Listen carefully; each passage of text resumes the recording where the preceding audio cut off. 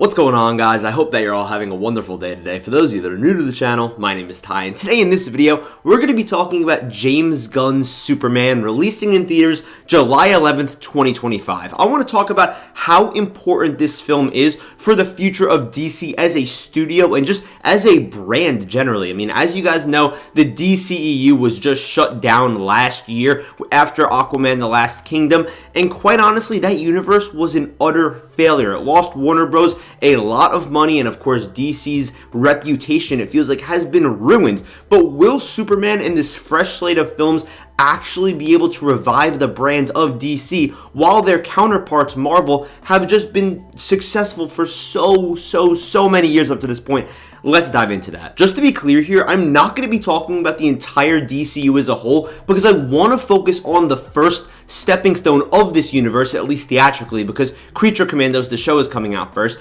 That being Superman. I just really want to hone in on Superman because, kind of getting into my thoughts here, if Superman fails, that could seriously hurt this universe. It could hurt Warner Brothers, and it could potentially mean the end of DC Studios movies, at least for a very long time. But we'll see what happens with that. But guys, I figured let's just start off here by just doing some simple number crunching. Now listen, I know what's on screen here might kind of creep you guys out, right? I'm not putting you through math class, but I just put together this little Excel. I figured let's crunch some numbers to see what Superman would need to make at the box office to break even, or at least just make some profit to be a box office success. Because quite honestly, at the end of the day, movies are made to make money. I understand that everyone wants films to be good. I want every movie to be good. But some great films lose a lot of money, and some really bad films make a ton of money. So as you can see here, I just put, a bunch of white spaces for things that we're going to be filling in. The green are just going to be calculated for us. I kind of just set this up. But listen, let's get started on production, okay? So as you guys know, again, this is James Gunn's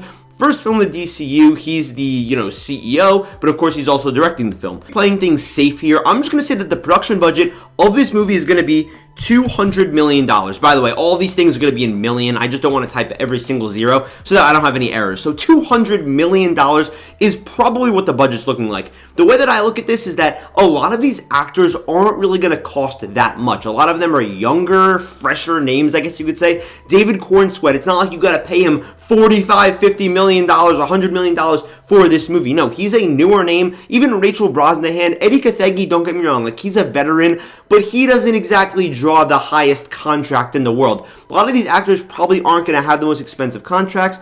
I'm sure they're putting a lot of money into the visuals, the set design. I mean, they shut down, like, Ohio for a couple of days. I'm talking about Ohio in real life, not like in, the movie or whatever. I'm going to say around $200 million is a safe number. I feel like if they gave, Blue Beetle and, like, Aquaman: The Last Kingdom $200 or $150 million, they're definitely not going to cheap out on this movie that they're kind of going all in on.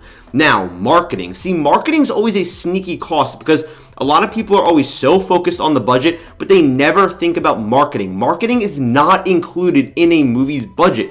Some movies' marketing for like a $200 million movie is usually somewhere around the $50 million range, maybe $60 million, but again, it completely varies depending on how large the marketing campaign is. And I feel like you could usually tell, just as a normal person, if you're watching TV, there's constantly commercials about, said movie. There's always, billboards, this and that. Barbie last summer had a huge marketing campaign, but it worked out well for them. From what I've been hearing, okay, from what I've been seeing, Warner Brothers is going to be really investing a lot of money into the marketing. There were some leaks about the marketing that they're going to be doing something about the summer of Superman or Superman summer. Basically, they are going no holds barred, just all out on this marketing. I'm going to be honest, I would rather play this safer than sorry. I think they're really going all out. I think the marketing budget is going to be somewhere in the $100 million range, half of just the production budget. I think they're really trying to let everyone know this is a new universe of one of the biggest, most popular superheroes on Earth. Even though it feels like he hasn't had a really great, universally loved movie since 1975 or whatever, I feel like it's really time for them to just start to push this to make Superman, again, theatrically on the same level as a Spider-Man, an Iron Man, a Batman, even just like a Thor or a Wolverine. it feels like he's kind of just been lagging behind, again, just in the movie sense. So I think that they're really going to go all out. And again, that brings our total budget to $300 million. Next up, we're going to be talking about the cut that the movie theaters actually get. Of course, every single dollar that gets made from this movie doesn't go directly to the studio. The theaters, they're the ones that are distributing, this film. They're the place that you go to see the movie. They get a cut. From what I've seen from most movie insiders that I watch, people that have worked in the industry a while, because these are very hush-hush contracts. It's not like this is super public information. I'm sure you could Google the information, but I don't really trust Google with things like this. From what I've heard, theaters get about 33%. So basically for every dollar at the box office, theaters get about 33 cents from that.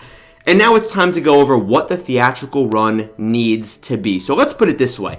Let's just see what Superman would need to make to break even. The way we're going to do that, and I don't mean to be making an Excel, course here. We're going to be using goal seek. So basically, if we want to set the profit to the value of 0, so it's we're making no money, but we're also losing no money, and we're going to change how much money it makes during the theatrical run. And, okay, that means that Superman, to make no profit with a $200 million production budget, a $100 million marketing budget, and a 33% theater cut on average. Of course, that's a loose number. These are all loose numbers. It would need to make $448 million worldwide. In my opinion, that is definitely doable, but this is the issue. Studios do not make movies to break even. No studio has ever put $200 million into something just to get $0 back, or at least just make their money back. They are looking to make money. So our real question is, what would be considered a success for Superman? We'll just call this $450 million, okay? So using the same method that I just did to see how they would be able to break even, I put in a profit of $200 million. I feel like if you're investing $300 million as Warner Bros., you'd be super happy with a return of $200 million. That's nearly doubling your money. However, you would need to make basically $750 million at the box office. Is that doable? Just to put you, some comparison here, Guardians of the Galaxy 3 made about that much, and Across the Spider-Verse made about that much. I'm going to be honest with you, I think that's super doable. Do I think that Superman is gonna be making $1 billion? Honestly, no. But I still think it's going to be making a solid chunk of change. And again, one thing that I really do want to make clear though, Superman doesn't need to be the biggest financial success in the world. It really doesn't. It just needs to be a good film so that people get excited about the rest of this universe, because you don't need your first movie to make $1 billion, but when it's your fourth movie in the universe and you have the Justice League teaming up, then that's your $1 billion film. So you built up to it properly. I'm going to get to that more in a second, but still, just crunching numbers here, $750 million I think is super doable. You got to keep in mind, they're going to be making so much money off of physical media sales, whether that's Blu-rays or, 4K discs, toys. You know how many Superman toys they're going to be selling? They're going to be out of their mind flowing in cash. I'm telling you, I think that Superman is going to be profitable.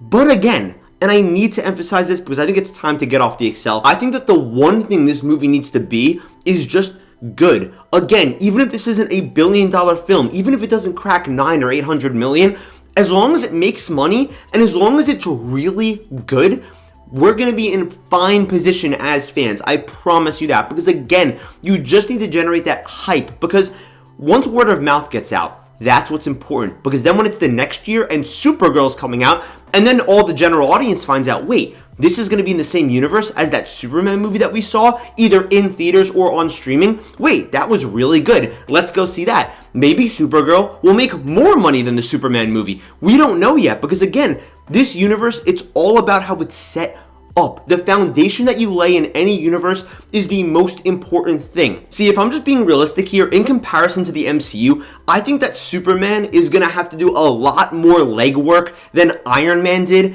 Iron Man was kind of just a movie about Iron Man, whereas Superman, there's clearly, from behind the scenes photos, going to be a lot more characters in here, whether it's Mr. Terrific, Hawkgirl, Green Lantern, all these other characters, Lex Luthor, you name it, they're going to be in here. It's trying to set up this universe a little bit more, and it's trying to establish from the first movie that this is a connected universe, while still trying to be a superhero story.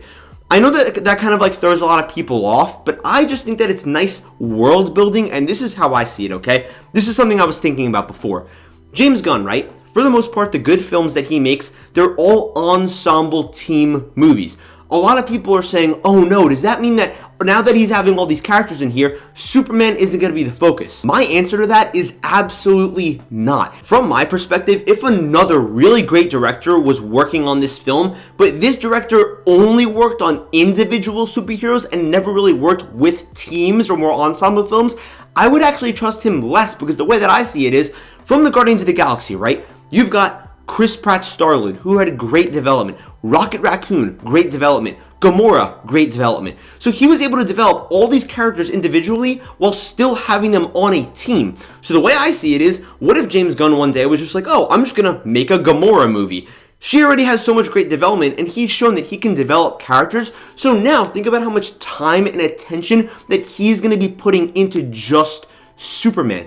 Another way that I see this too, think about us as human beings, right? I'm talking about just everyday life, you know? We're impacted the most by the people we're surrounded with.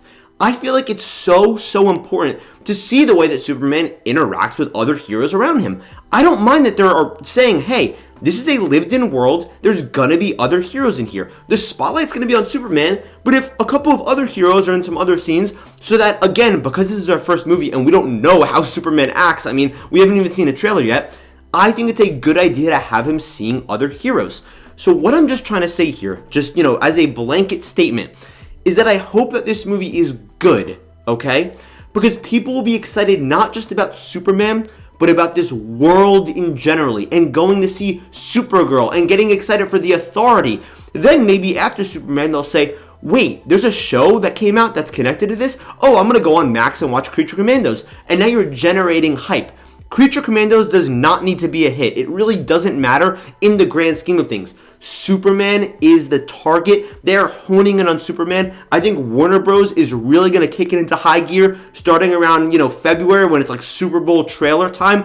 And the marketing is going to be going crazy, because don't get me wrong, they definitely want this movie to be a monetary hit. But again, that's not the most important thing. This movie just needs to be good. It needs to be a great film on its own. And from there, that'll just, build the hype. Don't get me wrong. There's other great films, like The Batman Part 2 coming out. But besides that, that's kind of it. You have one other franchise successfully running right now. You need to get your studio up and going. And again, not to be preaching to the choir, because I know a lot of you guys really like James Gunn. I really don't trust anybody else except James Gunn. I'm a big fan of him, so I hate to be like all biased and stuff, but genuinely, deep down, if I'm being honest with you guys, I don't know if there's another creative that you could trust in Hollywood more to run both Superman as a director and DC Studios as a whole than James Gunn. Maybe the Russo brothers, but it feels like they already kind of hit their peak, which is fine because they've done legendary things. It just feels like this is James' time to shine. Superman, it's crucial, man. DC could really go into a decade-long slump again, essentially, if Superman doesn't perform well, both monetarily and if it's a bad movie. But at the end of the day, I feel like it's going to be a good film. I hope that you guys liked the little box office breakdown I did. Maybe I could do that for some other movies too if you guys liked, but that's going to just about wrap up my thoughts. I heard that a trailer is coming out in December, supposedly, so I will 100% be reacting to that when it comes out. But guys, thank you so much for watching this video. I love you guys, and I'll see you in the next video.